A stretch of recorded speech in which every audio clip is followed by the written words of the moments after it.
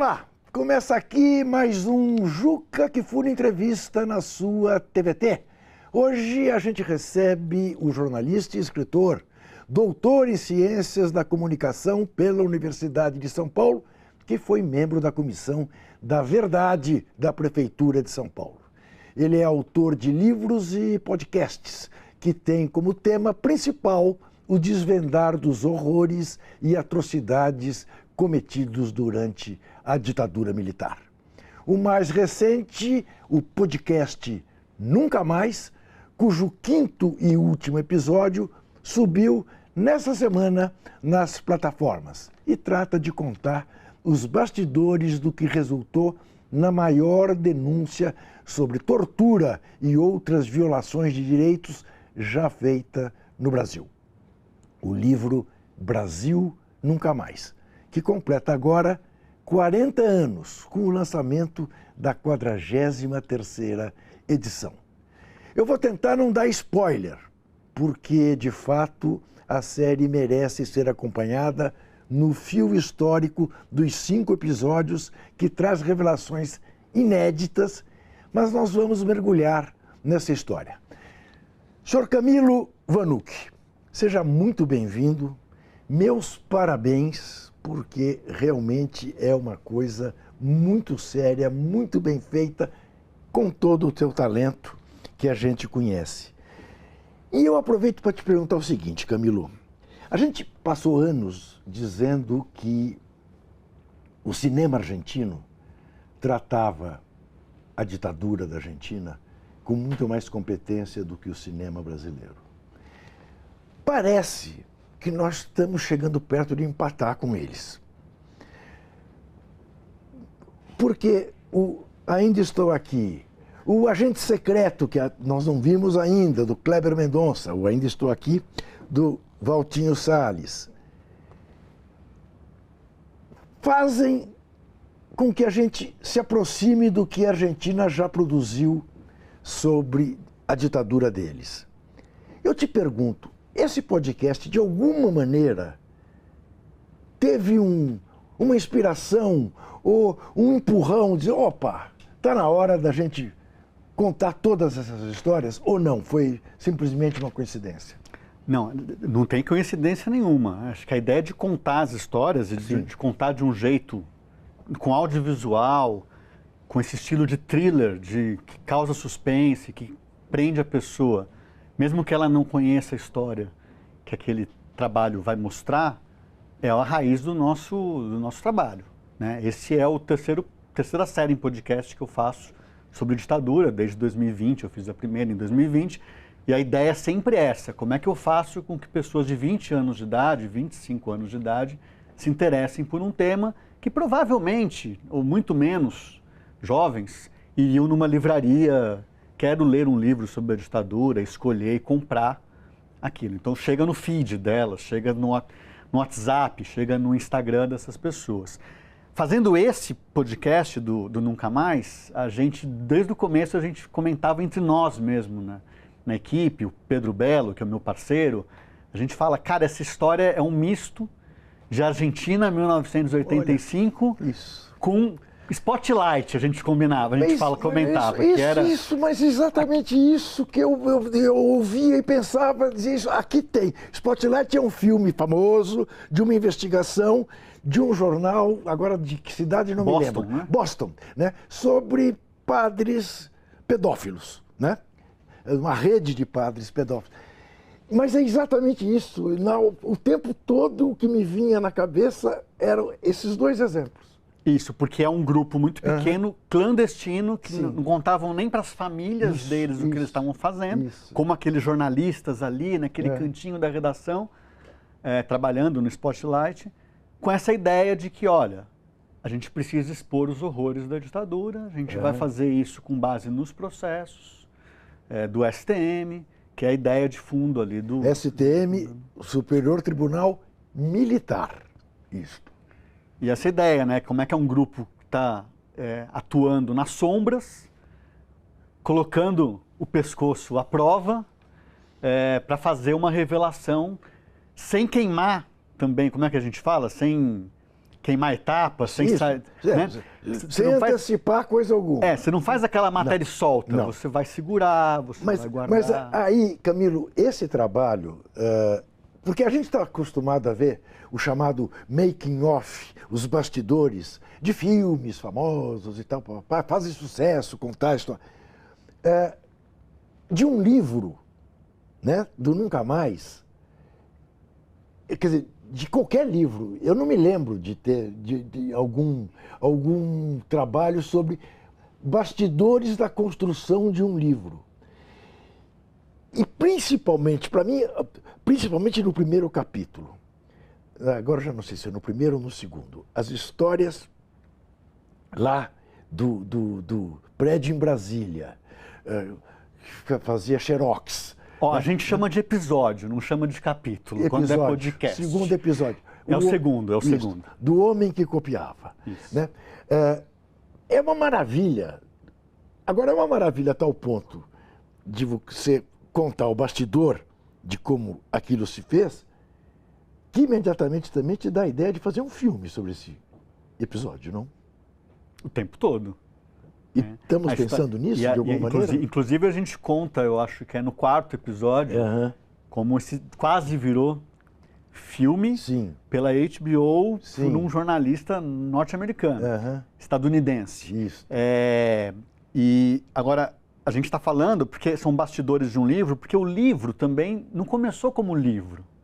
Né? O Brasil nunca mais começa como um projeto, e ele começa como um projeto ainda na ditadura, de algo que, se a ditadura soubesse, se a repressão pegasse, acabaria o trabalho deles, muito possivelmente. Seriam tudo confiscado, que é a ideia de, para evitar que esses processos possam eventualmente sumir com a redemocratização, reproduzir, tirar xerox de tudo. Só contextualizando, porque você falou do homem que copiava.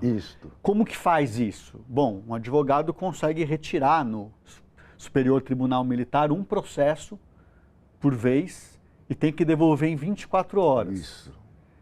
Quantos processos tem que são processos de Quantos tem? Políticos? 707. 707 processos. Só que alguns têm 10 volumes. O da LN, que é um tema que eu sei que o senhor conhece razoavelmente bem, são mais de 10 volumes do processo. Então, você precisava retirar de lá 10 volumes e devolver em 24 horas. Eles montaram 2 máquinas de xerox num predinho, setor comercial sul em Brasília. Tem um saque de um deles, né, para tornar mais rápida a cópia. Como é que é essa história? Eu vou chegar nela, que é sensacional, mas assim, antes disso... Eu falei que não ia dar spoiler, mas vamos dar alguns spoilers. Esse cara, o Avel, ele foi contratado pelo... Como é que é? Avel de Alencar, foi contratado pelo Sigmaringa Seixas, que é um baita advogado de Brasília, para tirar xerox. Ele era um menino de 18 anos, 17 para 18 anos. Estava meio no desvio, né? Não, tinha chegado em Brasília, ele era de Goiás, estava sem emprego, tal, não sei o quê.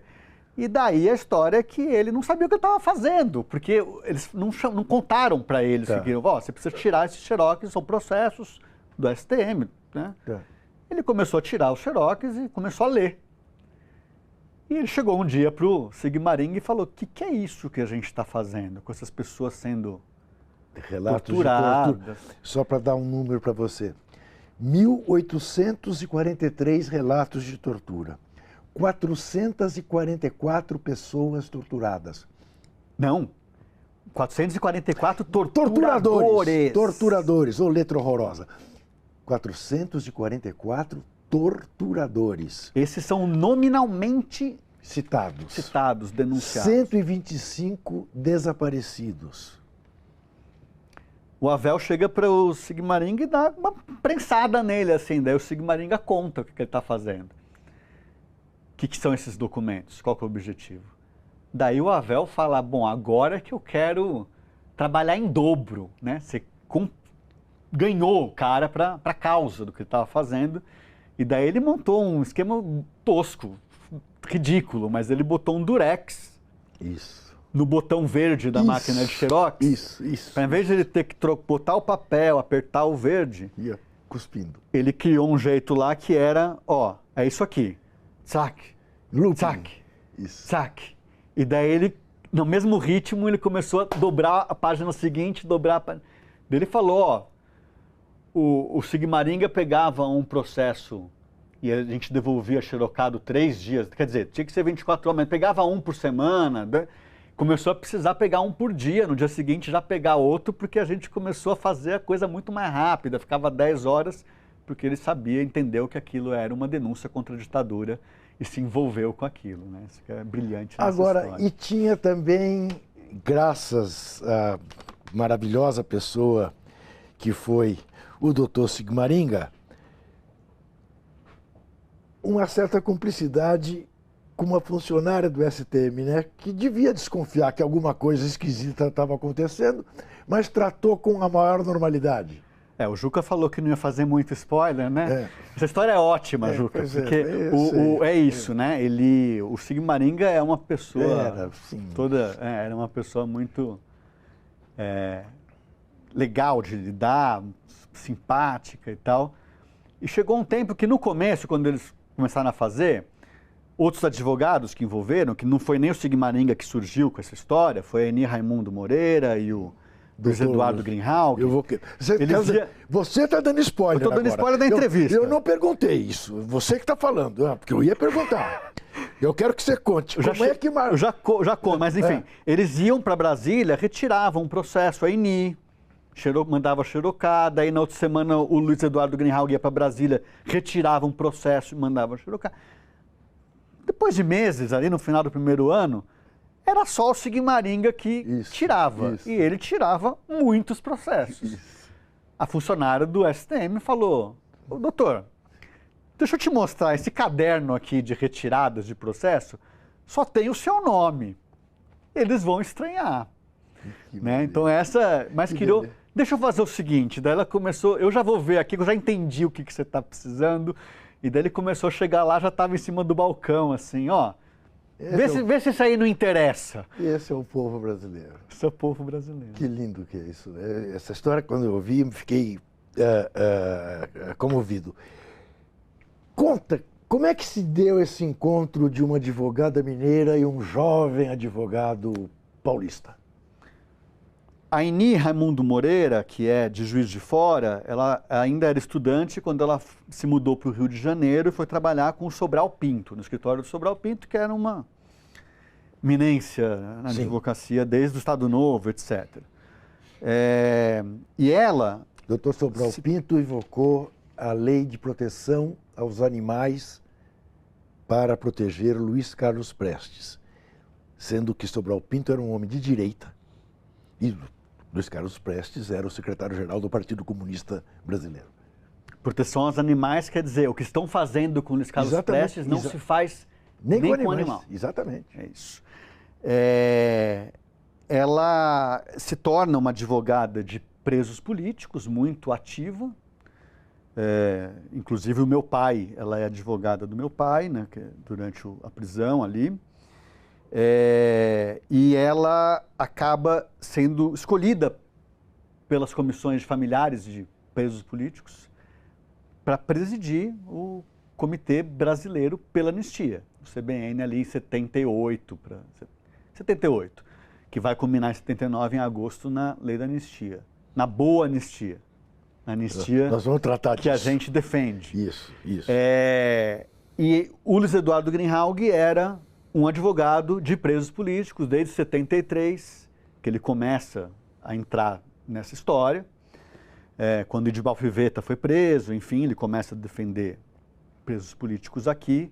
E quando o Comitê Brasileiro pela Anistia é formado, ele se torna um diretor de São Paulo, do núcleo paulista do Comitê Brasileiro pela Anistia.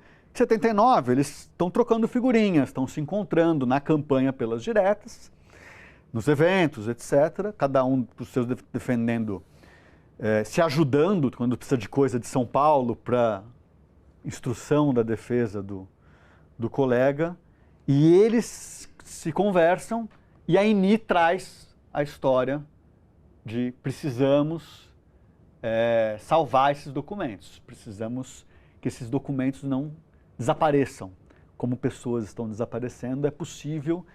A anistia vai chegar, esses caras não vão querer criar provas contra eles mesmos, eles vão desaparecer. Essa era a intuição da Aini, puxando de uma fala que o Sobral Pinto dizia para ela com frequência, que era: no Estado Novo queimaram tudo, a gente praticamente não tem os processos políticos do Estado Novo, vão fazer de novo. Então ela chega para o Luiz Eduardo Greenhalgh e fala: ó, precisamos, olha o filme aqui, tudo cena de filme. É isso.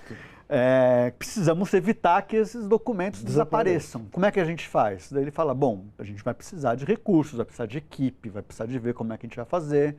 Buscam o apoio da igreja. Isso, nós vamos chegar nisso daqui a pouco. Primeiro deixa eu te explicar. E precisam de um colega em Brasília, mais próximo do STM, para retirar os documentos, e chamam o Sigmaringa Seixas, que também era um advogado que defendia processos políticos. Importante realçar duas coisas. A primeira delas, Luiz Eduardo Greenhalgh tinha tudo para herdar o escritório do pai. E preferiu, contrariando o pai, evidentemente,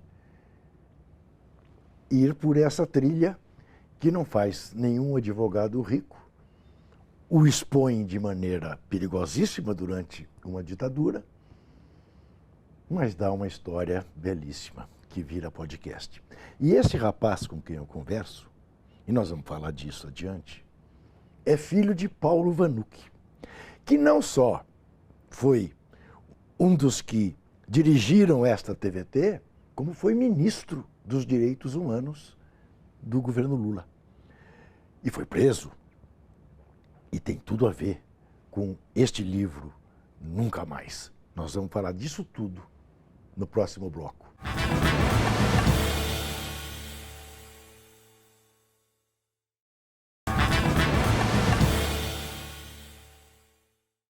Estamos de volta com o jornalista e escritor Camilo Vanucchi, que acaba de lançar o podcast em 5 episódios, Nunca Mais, que fala sobre como um grupo de defensores dos direitos humanos furou a blindagem militar para copiar documentos que revelariam, anos mais tarde, os horrores praticados nos porões da ditadura militar brasileira.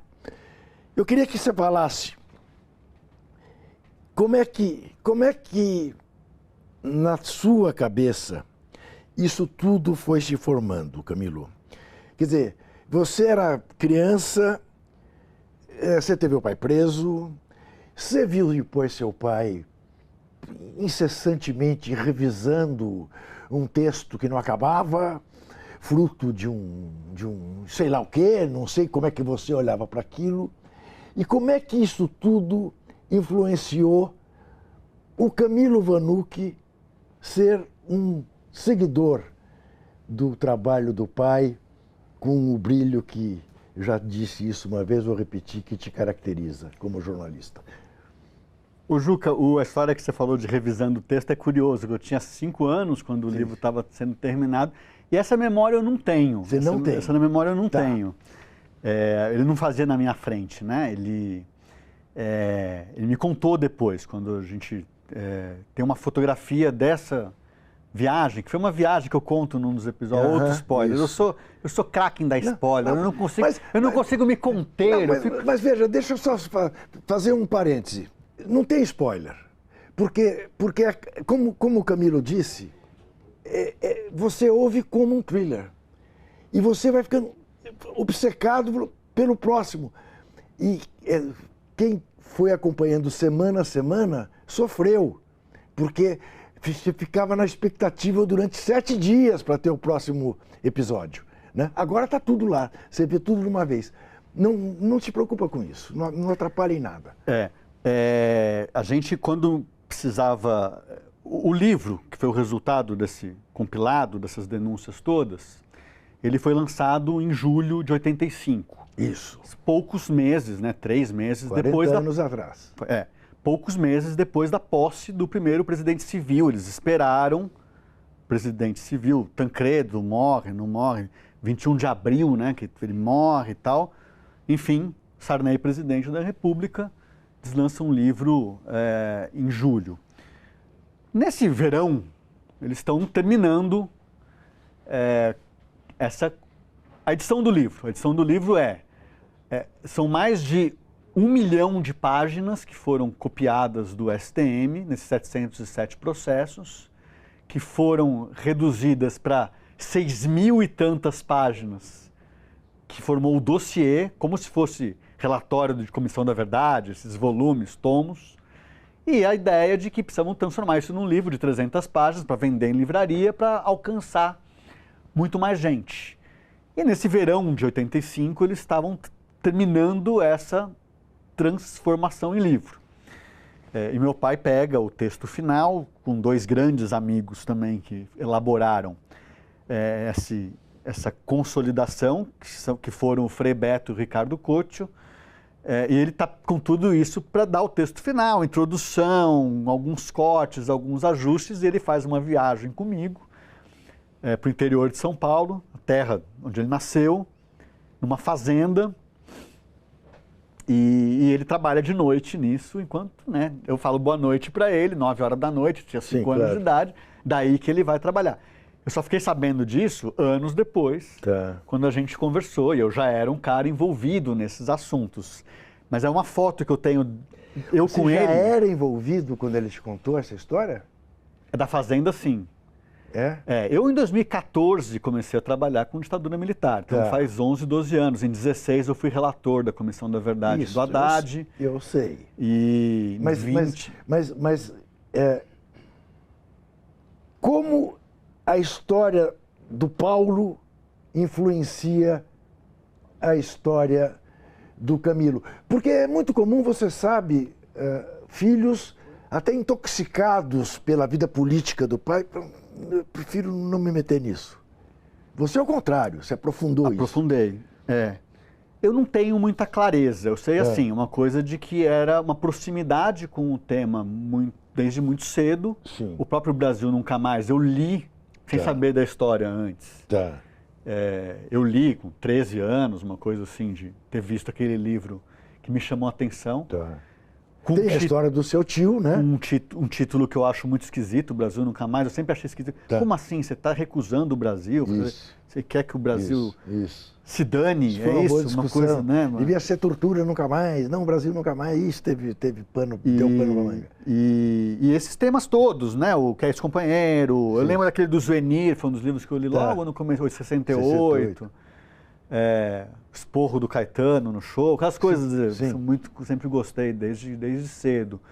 Não era um tema que meu pai chegava assim, deixa eu contar. Ele era reativo quando a gente que precisou ao longo do tempo, mas me conta uma coisa, como é que era, não sei o quê. Mas tinha uma proximidade muito grande e era uma família toda, não só o meu pai, mas também o lado da minha mãe, o tio que você acabou de citar, que era o Reinaldo, irmão da minha mãe, foi preso também, os 2 da LN. Meu pai ficou 5 anos preso, meu tio ficou 6 anos preso. Mais o Alexandre Vanucci. O Alexandre Vanucci também é outra história, que também eu com 12 anos, eu com 10, 11, 12 anos, eu sabia que eu tinha um primo que tinha sido morto na tortura. Então esse assunto era um assunto que eu entendia que havia uma democracia em risco, houve uma democracia em risco. Em risco. Nem em risco, né? Uma democracia... destruída. E essa defesa, essa luta, redemocratização, meu pai já trabalhando nos sindicatos metalúrgicos, com o Lula, governo paralelo, Instituto de Cidadania, PT, bababam. Então eu cresci nesse ambiente. A coisa da minha autoria com trabalho sobre isso foi de 14 para frente, né? Começou com um portal chamado Memórias da Ditadura em 2014, que eu fiz toda a parte de música. Daí em 16 eu fiz a Comissão da Verdade, em 20 eu escrevi o Vala de Perus, que virou podcast. Depois eu escrevi um livro sobre o Alexandre Vanucci, que virou podcast também.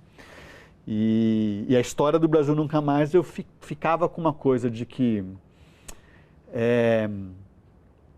as pessoas não sabem esses bastidores são muito interessantes. E eu sabia muito pouco também. Eu não sabia do Avel, eu não sabia também não sabia. Do Zé do Egito, que era o cara que microfilmou, porque além de xerocar, você tem microfilmar. Como é que isso chegou em Genebra, escondido na cueca de um religioso.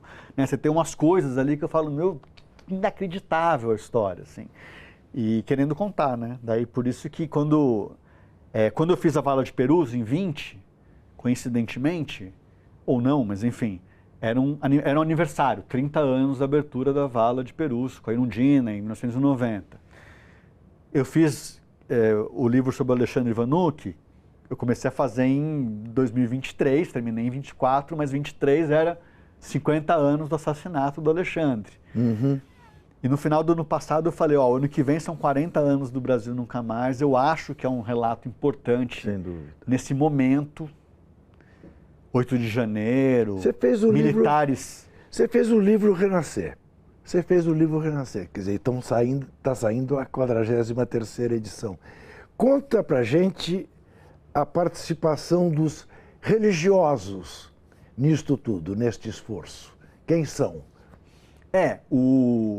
São alguns, né? Mas assim, quando a Ini Raimundo Moreira fala com o Luiz Eduardo Greenhalgh sobre isso, bom, vamos ver como é que a gente faz, mas precisamos da ajuda do Dom Paulo. A gente não vai fazer nada disso sem o Dom Paulo Evaristo Arnes, cardeal de São Paulo, que era, desde que ele tinha assumido a arquidiocese, em 70, 71, já vinha visitando presídios, denunciando torturas, né? Tinha, em 73, com Alexandre, em 75, com Vladimir Herzog, tinha feito atos importantes na Catedral da Sé e tal.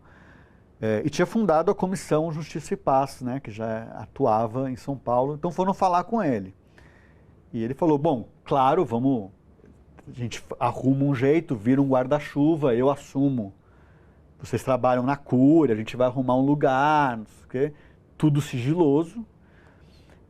E fala com o Jaime Wright. O Jaime Wright era um pastor presbiteriano.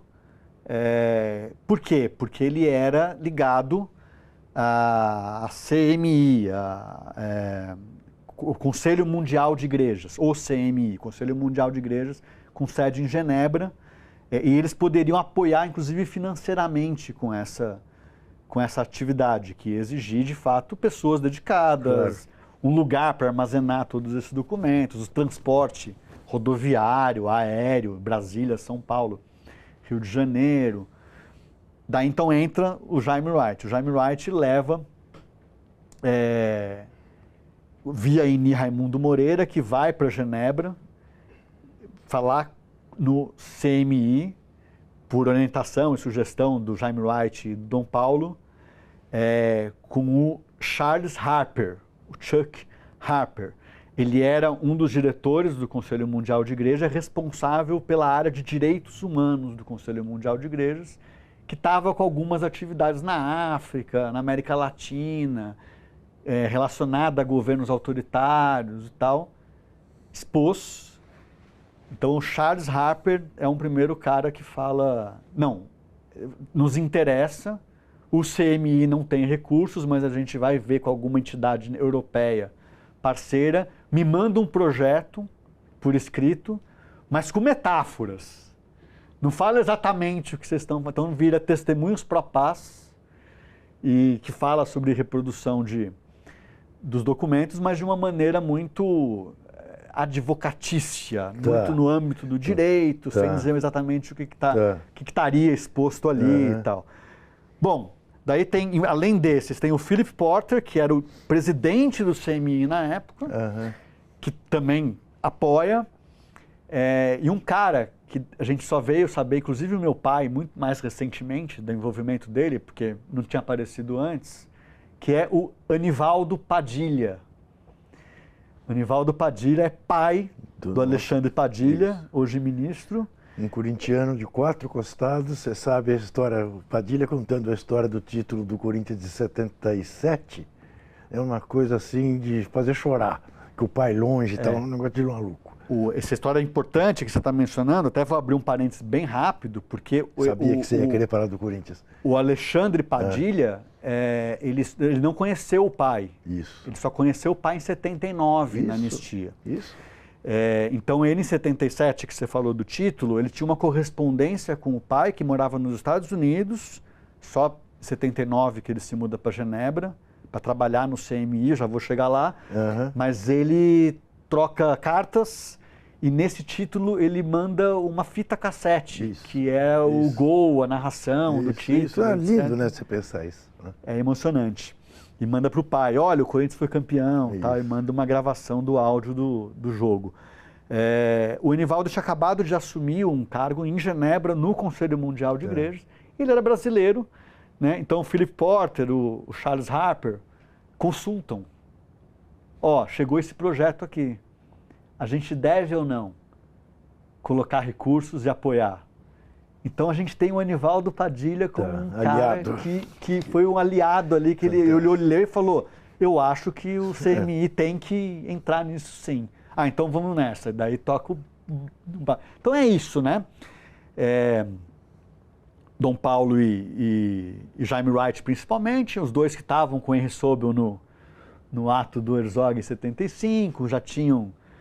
o Jaime Wright era muito próximo do Dom Paulo. Inclusive, ele chegou a despachar numa sala vizinha do Dom Paulo, na Cúria Metropolitana, ali em Genópolis. E tiravam um sarro dele com isso, ou até brigavam. Você é o único presbiteriano que trabalha na arquidiocese católica. Como é que pode um negócio desse? Então, era uma coisa toda...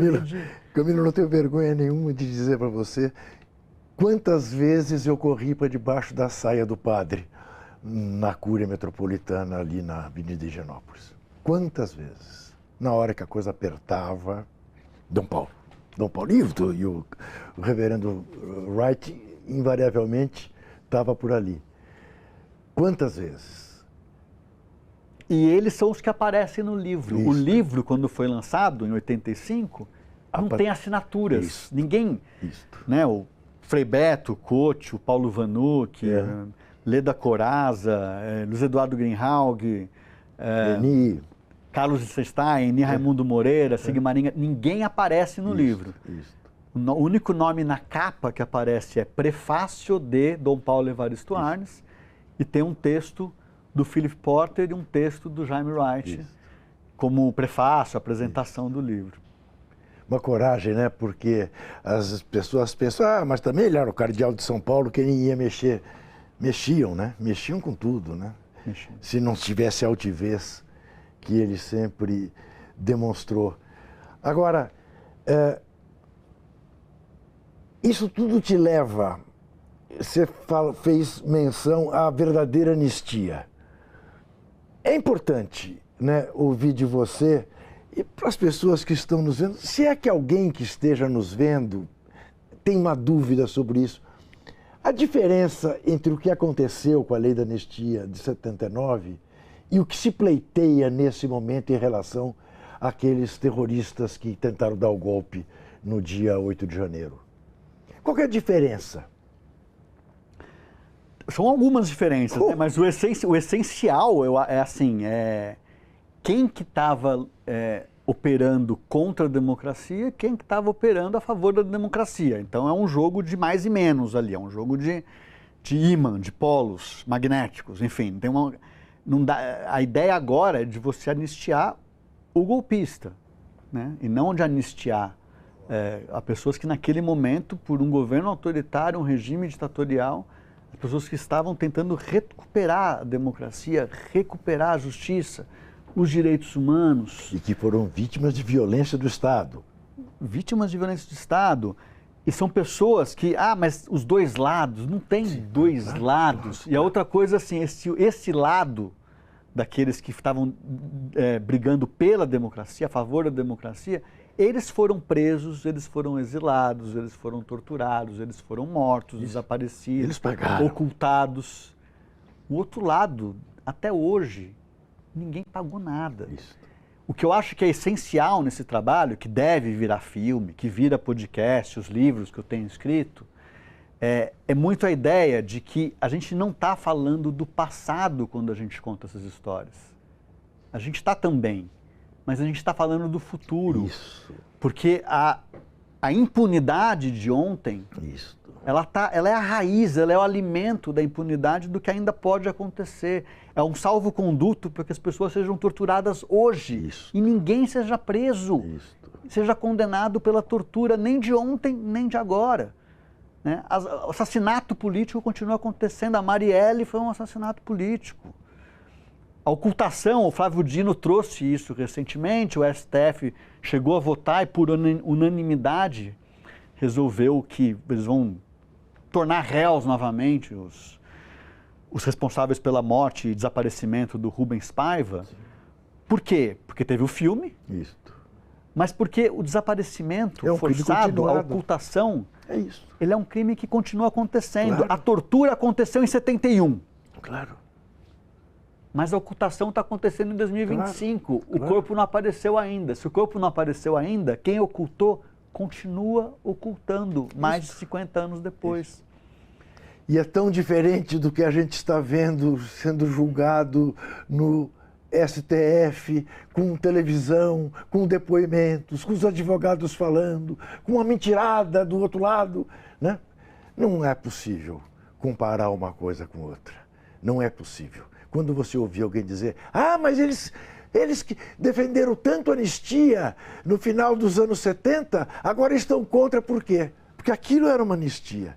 O que está se tentando agora é um ato de mera acobertamento de terroristas contra a democracia. A gente já volta.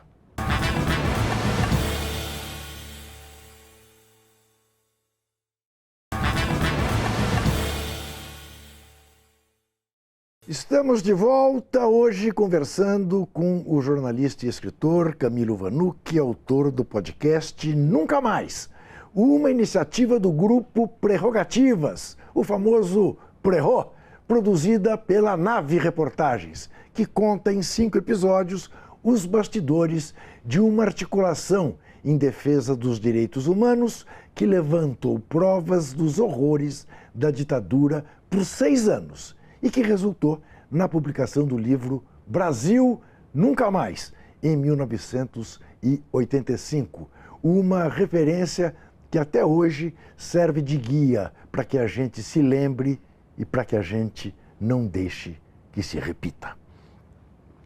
Em que medida, a partir dos anos 80, o avanço tecnológico acabou colaborando para a confecção do Nunca Mais? Não tinha internet ainda, seria muito mais... Você digitalizaria tudo, né? Sim. Bom, os produtos, primeira coisa assim, o Nunca Mais, as coisas precisavam ser retiradas de lá e xerocadas. Tá. Agora elas foram microfilmadas quando chegaram em São Paulo. Tá. Isso permitiu com que também, em algum momento, eu falei assim, precisamos ter um backup, não tinha a palavra backup. Sim. Eu estou atualizando a expressão que fique muito claro, para nenhum crime contra a linha do tempo. Para você poder jogar isso e você ter isso em Genebra. Se alguma coisa acontecesse em São Paulo e isso fosse confiscado, teria o backup de toda essa produção em Genebra, na Suíça. E isso fez a partir daquele... Bom, daí teve a produção do livro, e quando você... depois da produção do livro, no ano seguinte, todo esse acervo que foi xerocado, essas cópias que estavam guardadas em São Paulo, foram para a Unicamp, no AEL, e foram guardadas, armazenadas lá. Tendo os microfilmes, foram para a Suíça e depois foram para os Estados Unidos. Isso permitiu com que isso tudo, a partir dos anos 90, já pudessem ser digitalizados e abastecerem um site, onde você tem todo o acervo do Brasil Nunca Mais, esse 1 milhão de páginas, para amplo acesso das pessoas que possam querer pesquisar sem precisar até a Unicamp manusear esses documentos. A dona Isa Cedi está dizendo aqui no meu ouvido que sumiram algumas folhas desse arquivo? Sumiram. Tá, eu conto. Ô Isa, você é danada, né? Tá vendo? Ele não queria contar. Eu não ia fazer essa pergunta, mas se eu não faço, ela me puxa a orelha depois. Eu sou obrigado. Conte essa história. Os documentos foram todos para o AEL, que é o Arquivo Edgar Loenroth, e na Unicamp. E aquilo virou um espaço para consulta de pesquisadores que quisessem fazer trabalhos, mestrado, doutorado, pesquisa sobre esse assunto. Só que as pessoas podiam chegar lá, pegar um processo, sair e xerocar numa outra unidade, como se fosse um livro numa biblioteca circulante.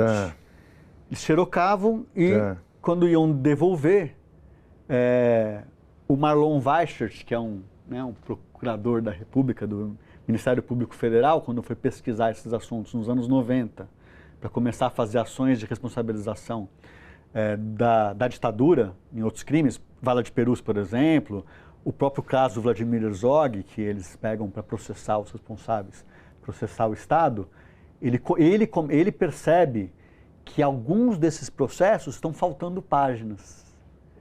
Por quê? Porque foram retirados por pesquisadores, entre aspas, coisas que incriminavam pessoas. E foram tirando, e segundo o Marlon, retiraram aquele trecho do depoimento sobre a tortura que dava o nome do torturador. Arrancava a página e devolvia faltando aquela página. Ele foi descobrir isso quando ele foi pesquisar esses acervos, esse acervo para poder fazer a sustentação ali, o trabalho dos processos que eles iam mover, das ações. E aí ele foi lembrado pelo Marcelo Zelic, que já não está entre nós, mas que foi um pesquisador super importante da área, também da Comissão Nacional da Verdade, e falou assim, tem os microfilmes em Genebra. Com os microfilmes em Genebra a gente pode mandar reproduzir, copiar e abastecer para que o acervo do AEL esteja completo de novo. E daí que eles falam, vamos digitalizar tudo e colocar online. Por quê? Porque a pessoa não precisa ir até Campinas, até a Unicamp pesquisar. Ela pode ir da sua casa. O cara está em Fortaleza, está em Belém, está em Porto Alegre, onde estiver, ou em outros países, pode pesquisar hoje o acervo completo, com base no que foi guardado naquela época. Você vê que tem essa xerocado pelo Avel, microfilmado pelo Zé do Egito, processado e digitalizado por esse grupo com o Marcelo Zelic, o Marlon Weichert, e está tudo lá agora. E, inclusive teve um acréscimo nessa história mais recentemente, que não tem exatamente a ver, mas tem a ver, quer dizer, não é parte integrante, mas o Fernando Fernandes, que é outro advogado, descobriu e conseguiu, depois de uma luta de 20 anos, que o STM franqueasse o acesso às gravações em áudio das sustentações, das audiências, dos julgamentos do STM a partir de 75, que é o que eles conseguiram localizar. Então hoje a gente pode consultar esses processos, ler todos esses relatos de tortura e ouvir. Ô Camilo, você tem, eu acho a palavra certa é essa mesmo, a ilusão de que histórias como essa que você está contando desestimulem eventuais golpistas que ouçam uma entrevista como essa que você está dando e dizendo, se me passou pela cabeça dar um golpe, eu vou tirar rápido, porque mais cedo ou mais tarde a história contará que eu sou um calhorda. Eu te pergunto isso pelo seguinte, na minha cabeça, pelo processo como se deu, tanto no Uruguai, como na Argentina, como no Chile, nenhum militar desses três países, por mais de direita que sejam, pensará em dar um golpe contra um presidente eleito. Porque sabe que um Videla morreu na cadeia, na privada, com disenteria. Sabe que esses caras todos foram receberam as sentenças que a justiça deveria lhes pespegar. Aqui no Brasil, não. Aqui no Brasil, não. Nós estamos vendo pela primeira vez um general preso, outros em vias de serem presos. Você acha que tem esse... eu não teria eu acho que eu sou formiguinha, né? Eu não teria a pretensão de demover o golpista. Mas eu tenho a pretensão de mostrar por que a punição é importante. Por que a condenação é importante. Eu acho que a condenação demove o golpista. A ideia de que não vai ter impunidade para sempre.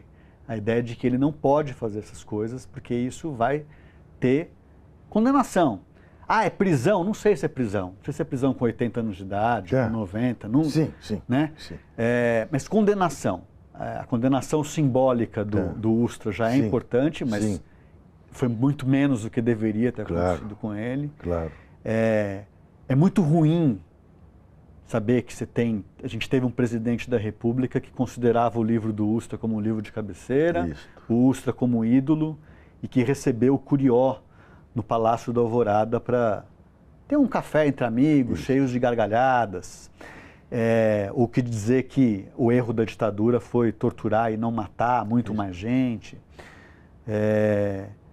Então, nesse momento que a gente tem um filme ganhando o Oscar, eu ouço o Marcelo Rubens Paiva falar que, olha, dos 8 responsabilizados pela morte do meu pai, 5 chegaram a ser processados lá atrás e nada aconteceu, 2 ainda estão vivos, um mora em Botafogo, a gente sabe onde que ele mora, coronel aposentado, né, o Belhan. Isso. E a gente, 71, né, foi ele, 54 anos, né, do Rubens Paiva. Sim. O que aconteceu?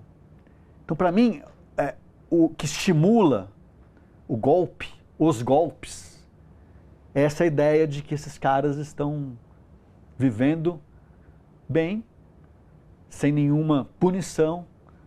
Então, acho que esse movimento é importante. Mas eu tenho uma outra pretensão com esse trabalho, que é o seguinte: esse trabalho foi feito por advogados aguerridos, por religiosos aguerridos e por jornalistas aguerridos e pesquisadores. São 4 categorias, digamos assim. Quem são os advogados aguerridos em 2025? Quem são os religiosos aguerridos em 2025? Quem são os jornalistas aguerridos em 2025? E os pesquisadores. Quem são as pessoas hoje que estão fazendo o que precisam ser feito? Eu acho que essa é a coisa conveniente assim, desse trabalho agora. Quer dizer, aquela história do lado da história, aquela coisa toda, é muito importante, eu acho, porque fica uma coisa de que o Grupo Prerrogativas, que você bem citou, que foi o nosso patrocinador, nesse projeto, né, que viabilizou que ele existisse, ele está desde 2014 apontando o dedo. Sim. Foi essencial na questão da Lava Jato, tudo. Sem dúvida. Esse trabalho, eu acho que é um pouco... Mas, né, quem são as TVTs, os outros canais que estão... Esse envolvimento eu acho importante, porque senão fica aquela coisa de também os advogados, a igreja, os jornalistas acobertarem violações. Não vamos nos envolver, é revanchismo. Daqui a pouco vão chamar de revanchismo 2023. Faz só 2 anos, mas já passou. Para que mexer nisso agora? Não morreu ninguém, como disse alguém. Isso. Eu vi esses dias mesmo um governador aí de um estado falando que teve um tiro, Isso. A infringência da lei não basta. Tem que ter tiro, tem que ter bomba. Aliás, bomba teve, né? Quase levaram o aeroporto de Brasília para os ares. Não, porque inclusive isso, né? Tem dias antes do 8 de janeiro que as pessoas meio que passam por cima, né? Olha que se aquele caminhão explode, o que teria acontecido na capital federal? Acampar em quartéis, né? Toda essa história, né? Com a complacência dos generais de plantão. Então, eu penso muito nisso, Camilo, e eu acho que é inestimável esse tipo de trabalho exatamente por isso. Porque na minha cabeça passa a ideia de que, ao menos, alguém que esteja hoje num posto de alto comando, pense, se não for por mim, pela minha neta. Eu não quero que o meu nome apareça como alguém que traiu o Brasil, que não cumpriu. Não é isso? Você imagina estar apoiando o Trump nesse momento? E foi ótimo você falar em neta, desculpa eu pegar esse ponto, né? Porque para mim, a gente veio, eu fui professor universitário agora nos últimos anos, jornalismo. Tem uma geração que é uma geração que passou anos ali, 4 anos pelo menos, vendo pessoas pedindo intervenção militar. Isso. Um governo tomado por militares nas diversas pastas e uma repetição de que a ditadura tinha ordem, a educação pública era melhor naquela época, só quem foi punido foi aqueles que eram os terroristas. Isso. E aí, para mim, também passa muito por essa coisa de, peraí, precisamos contar de novo, porque talvez a gente tenha, eu falo como grande, tenha bobeado aí nos últimos anos de fazer essa disputa narrativa, né? Que o pessoal gosta muito do termo narrativa, em muitas camadas. Exato. Narrativa é uma disputa que precisa ser feita. Peraí, A Vala de Perus, que é o meu primeiro livro e podcast sobre esse assunto, é a ocultação de 1.049 ossadas humanas no cemitério público municipal. Ali participou dessa operação as 3 esferas de poder: do ECOD nacional, os IMLs estaduais, o cemitério Dom Bosco ali em Perus, que é municipal, uma cadeia de comando articulada para criarem um buraco no chão e jogarem 1.049 ossadas lá dentro. Ali deve ter, a gente descobriu 5 até hoje, 6, mas possivelmente tenham 20 militantes políticos nessas 1.049 ossadas. No máximo, juntando todo mundo que morreu naquele período, que pode estar naquele cemitério, são 42. A conta não fecha. E as outras 1.007 ossadas humanas ocultadas lá? Não tinha isso de terroristas que desapareceram. Quem são? É um Estado. Isso. Claro. Assassino. Claro. Ali é esquadrões da morte, é preto, pobre, periférico. Claro. Né? E isso continua até hoje. Basta ver a polícia. É a necropolítica. É isso. Então é isso. Basta ver a polícia do governador Caiado, a polícia do governador Tarcísio, para a gente chegar a essa conclusão. Olha aqui, inestimável trabalho, te agradeço muitíssimo. Não apenas pela entrevista, mas principalmente pelo podcast. Podcast Nunca Mais, que pode ser encontrado nas plataformas de áudio, nos canais do YouTube, do ICL e da TV Fórum e também na Rádio Brasil de Fato. Infelizmente, o nosso programa chega ao fim e eu quero agradecer a sua audiência. Quero agradecer também aos nossos telespectadores e lembrar que tem entrevistas toda quinta-feira, às 9h, aqui na TVT de São Paulo, canal 44.1. Na TV da Bahia, na TV da Cidadania, a TV Quirimurê, que nos retransmite com alcance em toda a região metropolitana da capital baiana. E também na TV Maricá, do Rio de Janeiro. É preciso confiar e fiscalizar, sempre.